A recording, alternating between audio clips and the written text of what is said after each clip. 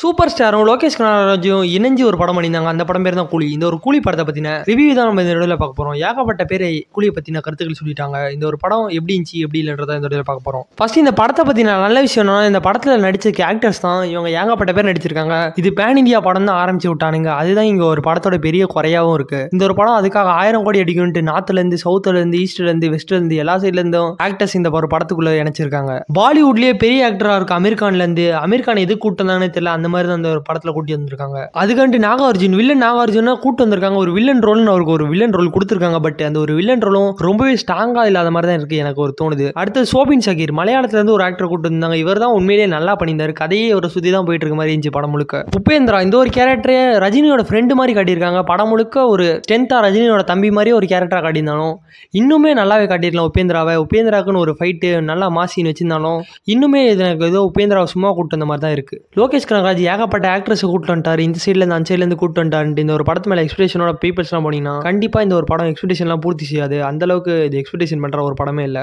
ஆவரேஜான ஒரு fight film பார்க்கணும் இந்த ஒரு படத்தை பார்க்கலாம். அந்த அளவுக்கு இது ஒரு ரொம்பவே ஆவரேஜான படம் தான். இந்த படம் நல்லா இல்லைன்னு சொல்லிட்டு இருக்காங்கல்ல, அந்த அளவுக்குலாம் இல்லை. இந்த ஒரு படம் உண்மையிலேயே ஒரு டைம் பார்க்குற மாதிரி இருக்க ஒரு படம் தான். படத்தை பற்றி சொன்னாலும் லோகேஷ் கனகராஜை பற்றி நான் சொல்லி ஆகணும். அவர் மேலே நம்ம எல்லாருமே ஒரு ஹைப் வச்சிருந்தோம். ஃபர்ஸ்ட் மாநகரம் அவரோட ஃபர்ஸ்ட் படத்தை பார்த்து எல்லாருமே ரொம்ப ஹைப்பாக இருக்கும். என்னடா புது டேரக்டர் சூப்பராக பண்ணுறாருன்னு யோசிப்பீங்க. அடுத்த கைதியை பார்த்து இன்னுமே ஹைப்பாக இருப்பீங்க. என்னடா கைதி இந்த ஒரு படத்தில் ஒரு பாட்டு இல்லை ஒரு இதில் இந்த மாதிரி ஒரு படத்தை எடுத்துருக்கான்னு யோசிப்பீங்க.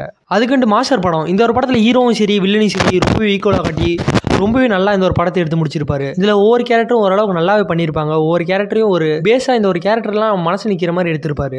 அதுக்கண்டு நாலாவதாக விக்ரம்னு ஒரு படம் எடுத்தாரு. அதுக்கண்டு தலைவனை கையிலே பிடிக்க முடியலன்ற மாதிரி தான் இருக்கு.